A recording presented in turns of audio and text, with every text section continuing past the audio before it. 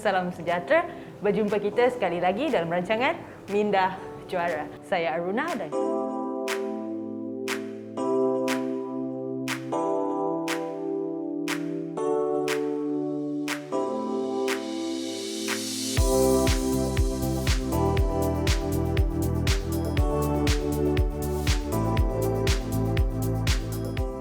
kita akan bersama-sama untuk mengenali dan mempelajari bagaimana untuk menjadi seorang juara.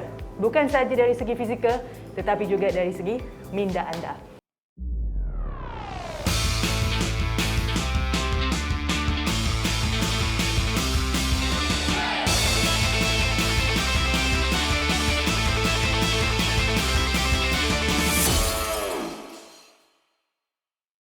Kita masih lagi dalam episod ataupun dalam series untuk mengenal keperluan psikologi sukan dalam sukan khusus.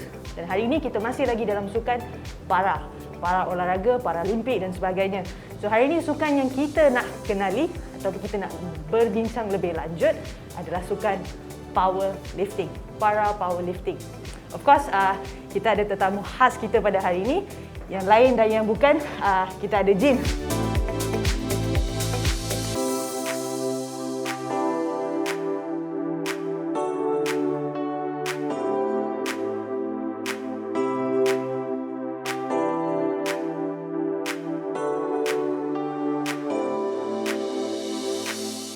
So hari ini kita bincang lebih pasal para powerlifting. Okay, so apa itu para powerlifting? So dalam para powerlifting, dia actually mengikut weight category. So dia ikut berat badan. So dia sangat straightforward. Apa berat badan you have, then you akan masuk ke dalam kategori yang mana. So kalau untuk adik-adik, powerlifting sebenarnya agak berat. Betul tak? Kalau kau tanya apa tu powerlifting kan? Powerlifting tu sebenarnya agak berat, tetapi dengan mereka yang mempunyai kurang keupayaan sebenarnya. So kalau tadi Jin dah kata dia ada kategori masing-masing kan? So kalau kategori masing-masing, boleh ceritakan sikit lagi tak apa tu kategori? Okay, so apa perbezaan Olympic lifting dengan para powerlifting? Ada beza tu. Ada beza. Angkat berat dengan powerlifting yang tak sama. Okay. Angkat berat ialah you kena angkat dari yang lantai ke atas. Tapi untuk powerlifting kan, you kena baring kat satu bench. So kalau yang macam selalunya kalau kita pergi gym tu macam kita buat bench press lah. Betul kan? Kalau macam powerlifting tu angkat berat tu daripada bawah, tapi yang ni daripada bench press. Okay, right, interesting. Okay. So dia ada banyak rules and regulations. So sebelum kita nak tahu apa yang kita bersaing, kita kena tahu apa rules itu dalam game, dalam pertandingan yang kita akan join. So yang para powerlifting kan, you kena jaga berat badan. Okay, right. So kalau apa kategori-kategori dia sebelum kita nak pergi kepada penjagaan dan sebagainya? Berapa kilo ataupun ada tak kategori-kategori mengikut berat badan dia dan macam mana? So actually untuk para powerlifting kan, dia sangat straightforward. So dia ada under 47, under 65, under 72. So ada 3 kategori ni sahaja je lah? Dia ada banyak. So boleh sampai 107. Oh, okay. So maksudnya janji kita kena tahu kategori mana yang kita berada lah. Right, okay. So you kalau untuk strategi game lah, kalau yang kategori ini ada banyak persaingan. So macam mana you nak lower down your category atau up category. So yang ini selalu akan berlaku dalam macam combat sport atau yang sukan-sukan yang melibatkan berat badan. Betul. Ni selalu adalah kita nak tahu sama ada kalau masuk dalam kategori ni maksudnya persaingan dia kuat. So saya nak kurangkan berat badan sikit, atau saya nak tinggikan berat badan saya sikit dan sebagainya, ataupun tambah berat badan nak tinggi pula. Teringat macam saya je pula asyik tinggi kan. Tambah berat badan dan sebagainya. So yes, interesting untuk nak tahu pasal powerlifting ni kan. Tak apa, selepas ni kita nak tahu lebih lanjut dan ada banyak kejayaan yang sebenarnya kita dah capai dalam para powerlifting ni. So jangan ke mana-mana.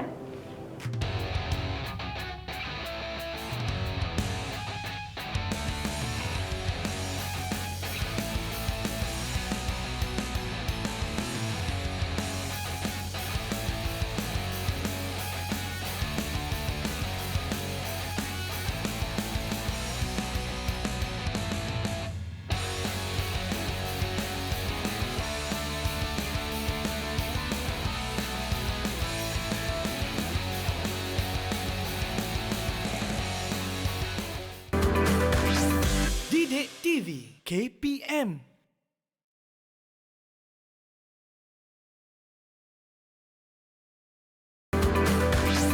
Didik TV KPM.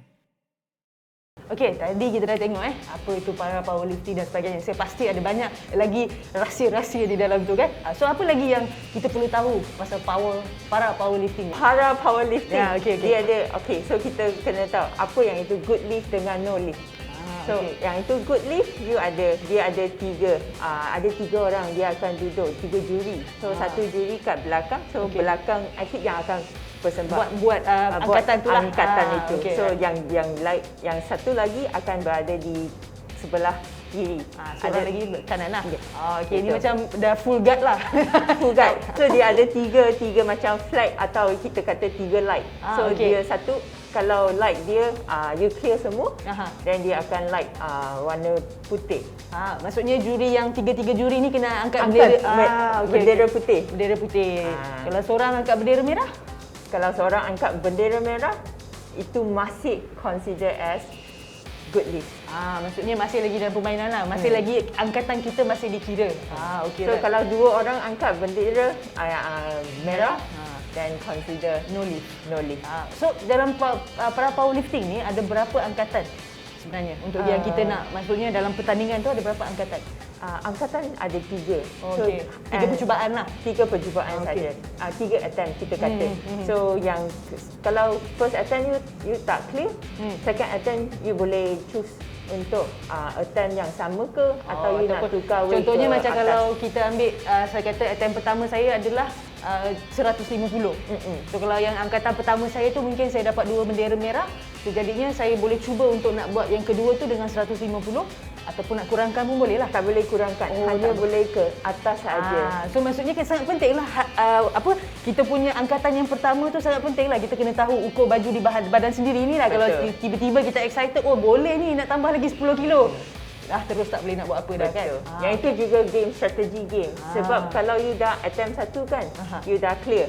Kalau kita kata yang atlet itu dah clear, then second attempt you akan fight dengan yang lain. Apa yang dia akan tulis, saya nak fight dengan dia. So ini bukan hanya sekadar angkatan saja. Sebenarnya dia macam banyak main game sebenarnya kan. Main game kita kata kalau dia ni lebih kurang, kita kena tahu opponent kita punya kekuatan supaya kita boleh letak nombor bersesuaian lah. Betul. So yang itu light juga dia akan nyalakan yang hijau juga untuk macam clear. Okey. Sebab yang terbaru ni macam kita tengok daripada Bonnie kan. Bila dia pecah rekod di World Championship lah, betul. So itu saya rasa itu adalah antara kali pertama sebenarnya saya dapat tengok bersama-sama dengan Jim. Saya pun excited bila kita angkat, kita kata ini bukan clean punya angkatan kan. Dia mesti ada tangan tersengit sikit dan sebagainya. Macam berdebar-debar menunggu, walaupun dia dah berjaya angkat, tapi berdebar-debar menunggu dapat tak green light tu sebenarnya. Walaupun yang powerlifting dia macam pertandingan yang sama juga, tapi dalam angkatan yang daripada negara yang tak sama, angkatan tak sama. Dia strategi dia macam mana dia angkatkan, yang itu dia punya posisi tak sama. Maksudnya tak boleh sengit sebelah lah. Mesti memang betul-betul kena dua-dua pun kena naik dalam degree yang sama lah. So for the first one, kenapa ada no lift? So yang pertama kita punya badan. So kalau you dah angkat kan, you punya badan, you punya kepala dengan you punya dia punya bahagian hip hip. So you tak boleh lift your area. Maksudnya badan memang kena intact dekat kursi tu lah. Bench press tu maksudnya. Dia tak boleh lift up, tak boleh macam gerak ke sini ke sana. So kita sebenarnya yang orang-orang biasa yang selalu kita tengok ni, dia jadi macam kita tengok angkatan je sebenarnya, tapi dia ada banyak lagi ciri-ciri lain yang kita tengok. So untuk tangan, so yang kedua untuk tangan. So kalau tangan you kena full lift, you kena lock. So dia tak boleh sengit-sengit lah. Dia tak boleh sengit-sengit. Kalau you nak macam kadang-kadang untuk para kan ada sebelah yang lebih weak sikit. Untuk able pun sama. Ada bahagian badan yang lebih lemah sikit. So you akan ada mungkin yang ini dah lock, yang ini tak lock. So mungkin yang ini tak ada good lift. Okay, alright. So kalau macam Bonnie ni, dia yang terbaru ni pun dia pecah rekod 230 kilo Yes, untuk World Championship sebenarnya. Kat Dubai. Dubai, alright, okay. So boleh cerita sikit tak apa keperluan psikologi sukan yang berlaku dekat situ, ataupun apa yang kriteria-kriteria sebagai Jin sebagai psikologi sukan untuk dia, pegawai psikologi sukan ni nampak yang sebenarnya kenapa Bonnie boleh memecah rekod pada waktu itu? So actually Bonnie dah attempt world record ini dekat Bangkok, tapi dia fail. Maksudnya no good lift lah. No good lift. Tapi dia masih champion lah kat Bangkok. So untuk kat Dubai, dia try again untuk lift world record attempt. Dan dia sukses. Okay. So, apa kriteria psikologi yang Ji nampak sebenarnya daripada Bonnie ni sebenarnya? Sebab sebenarnya kita orang pun selalu berborak kan. So, interesting sebenarnya nak tahu macam mana atlet tu sendiri menangani keperluan-keperluan mereka dan sebagainya. Macam Bonnie pun sebenarnya dia ada kriteria dia sendiri daripada segi fizikal dia dan sebagainya. So, apa yang Jin boleh nampak daripada situ sebenarnya? Actually kalau dari psychology wise, I see Bonnie dia sangat mempunyai keyakinan diri yang sangat tinggi. Betul. Sebab saya pun selalu nampak dia pun, he look like a different man sebenarnya kan. He look like a different man. He believe in himself. So dia ada apa dia tahu. Dia sebab dalam training dia bersungguh-sungguh. Apa yang dia buat memang dalam para powerlifting ke, angkat berat ke, Olympic lifting ke, yang kategori ini you memang kena bersungguh-sungguh dalam training. Apa yang you boleh buat, kalau kat training tak boleh buat, kalau kat competition memang tak boleh. Maksudnya ni macam reality check lah. Kalau let's say dekat training you boleh buat 230, mungkin nak pecah rekod ke apa boleh tambah lagi 1-2 kilo. Sebab kita cakap pasal maximum punya repetition ni tau. That is the maximum that you can lift. Kalau untuk normal kan, macam untuk atlet yang menyertai acara-acara macam powerlifting kan, dia memang akan angkat lebih banyak dalam training itself. Okay, right. So dalam competition mungkin dia tak boleh angkat yang seperti dalam training. Okay, right. Okay, betul. So tak boleh nak bawa balik dia replication the same thing lah. Tapi ada yang juga macam, oh hari ini saya form sangat bagus. Flow tu dah ada feeling lah. Maksudnya betul. kata bila dah ada keyakinan, lepas tu dia dah nampak dia punya opponent, dia dah nampak dah okay, ni adalah satu strategi yang dia boleh guna. Maksudnya risky jugalah sebenarnya. Sebab kalau kita boleh hanya buat satu attempt, kalau no lift, maksudnya kita hilang peluang tu sebenarnya. Kan? Betul tak? Right, okay. So apa lagi yang daripada Bonnie yang kita rasa adik-adik boleh nampak sebenarnya? Actually yang Bonnie punya tangan, dia sangat kuat. Sebab dan dia limb strength walaupun tak panjang seperti orang biasa kan, tapi dia sangat strong in terms of lifting. Yang itu actually sangat susah. So maksudnya untuk atlet-atlet para sebenarnya kita nak memahami kekuatan dia ataupun kekuatan mereka di mana daripada segi fizikal juga. Sebab sebenarnya fizikal mereka ada kelebihan dan kekurangannya tersendiri, betul tak? So, bila kita sebagai seorang pegawai dan sebagainya ataupun daripada pihak PID dan sebagainya, bila kita dapat kenal pasti atlet-atlet ini boleh diletak di mana-mana ataupun sukan yang bersesuaian dengan dia orang, secara tak langsung sebenarnya keyakinan diri itu akan naik. Betul tak? Sebab saya nampak Bonnie sebab dia tahu apa kekuatan dia dan dia tahu yang di mana yang dia boleh menggunakan kekuatan dia dengan sebaik mungkin. Itu yang keyakinan yang kita nampak adalah keyakinan tu boleh. Dia kena ada badan yang sesuai dengan sport yang you buat. So especially dalam sukan para ni sebenarnya, sebab kita dah tahu dah para ni dia memerlukan lebih keyakinan diri sebab as we know, dia orang bukan seperti yang able yang biasa. Tetapi dengan ada ciri-ciri ini sebenarnya keyakinan mereka akan bertambah dengan lebih baik, betul tak? Betul. Right, okay. Tapi jangan pergi ke mana-mana adik. Lepas ni kita nak tahu lebih lanjut tentang apa keperluan yang lebih mendalam untuk adik-adik nak tahu untuk dalam sukan para powerlifting.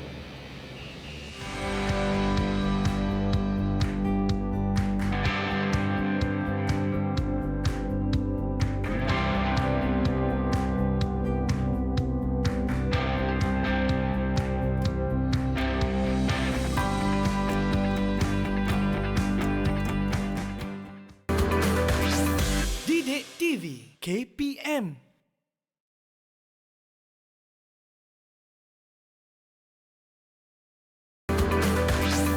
Didik TV KPM.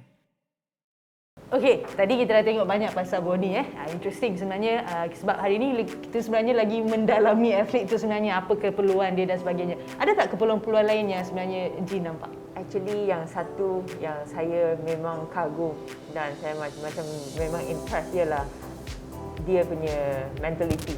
Dia sangat relax. So actually relax is the key. So macam mana dia approach game dia. So dia masuk, dia bukan macam hari ini dah competition saya sangat nervous ke, saya gugup ke. Dia memang gugup. Orang yang pergi competition memang akan gugup. Tapi untuk dia confident. Dia masuk, dia rasa actually I'm ready. Okay, alright. Dan dia relax saja. So buat apa yang dia buat. So yang dengan apa yang dia buat dalam training, dia akan buat dalam competition. Maksudnya have a very clear vision lah sebenarnya kita katakan. Walaupun gugup, walaupun risau, tetapi dia tahu apa dia punya jalan kerja dan dia pastikan dia buat apa yang patut dia buat sebenarnya. Betul tak? Sebab dia tahu saingan dia adalah antara dia dan diri dia. Sebenarnya untuk angkat berat ni ataupun powerlifting ni, it's within you. Yes. Betul tak? And I think ada satu dia mention kepada saya, dia kata yang competition ialah antara dia dengan bar itu saja. So when he lay down, so dia macam dia dah baring kat atas competition punya stage kan. Okey, dia dah atas Dia kursi tu hanya lah. nampak bar dengan dia saja. So maksudnya tunnel vision lah ni, betul-betul tunnel vision. So dia tak ada fikiran yang lain. Dia memang dah fokus pada bar itu dengan diri sendiri. So berapa saat saja Untuk satu angkatan? Satu angkatan 2 minit. So untuk macam dia lay down and then guna strap yang itu untuk fixkan body posisi. And Daripada awal sampai habis tu 2 minit lah sebenarnya. 2 minit. So dalam 2 minit tu dia bawa akan fokus tu sebagai tunnel, dia pegang kan, betul tak? Dia pegang, dia akan rasa bar tu. So bila dah rasa that everything is there, ada certain yang akan cakap self talk. So biasa nampak dia orang akan cakap self talk. ada yang buat breathing. Dia start breathing. So this is the technique that di masa yang di mana 2 minit tu lah sebenarnya sangat crucial, betul tak? Betul. So Jin, kita dah cerita banyak pasal Bonnie kan. So apakah keperluan psikologi sukan ni yang secara khusus kita boleh cakap untuk powerlifting ni sebenarnya, para powerlifting?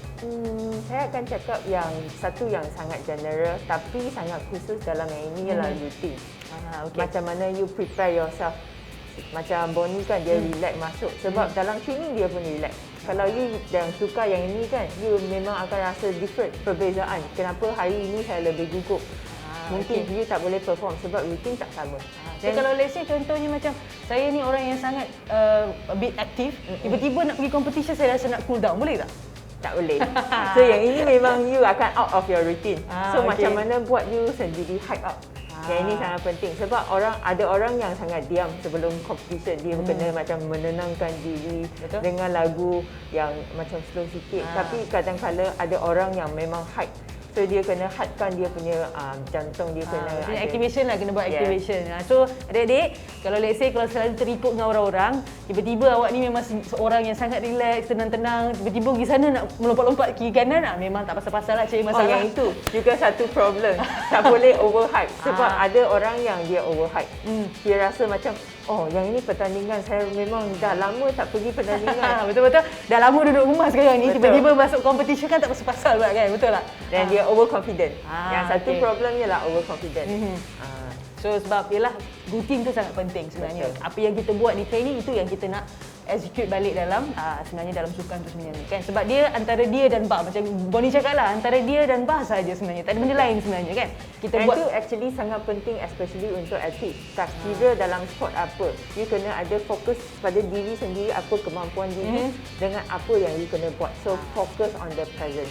focus on the present. So routine kita dah cerita, ada lagi tak yang nak tambah untuk adik-adik kita? Ada satu daripada bukan Bonnie, yang satu lagi ialah Jong Iki. okey. Juga satu para powerlifter dalam Malaysia. So dia pun sekarang juga rank kedua pergi ke para Olimpik Tokyo. Okey. Okay, so untuk dia memang kena yang motivation yang tinggi. Macam Bonnie tadi very relaxed. So he's a very calm person, but come to Jongki, is it?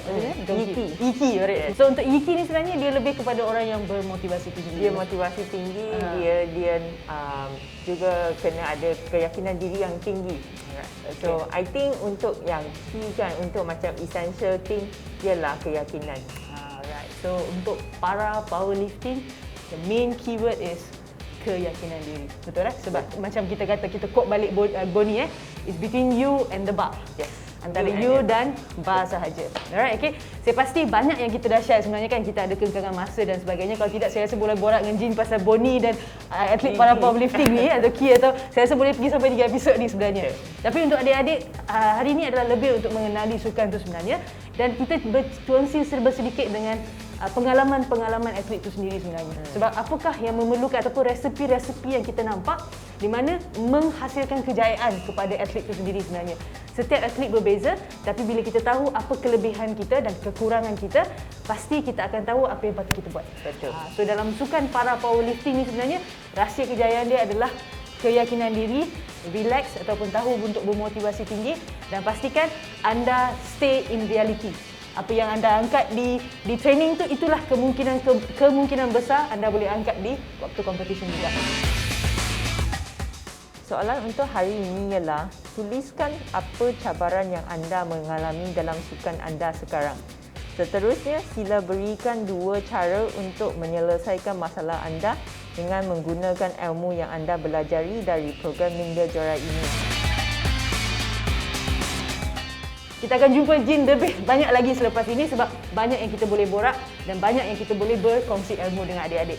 So sehingga kita berjumpa di episod akan datang. Saya Aruna dan ini Jin. Ini Minda Juara.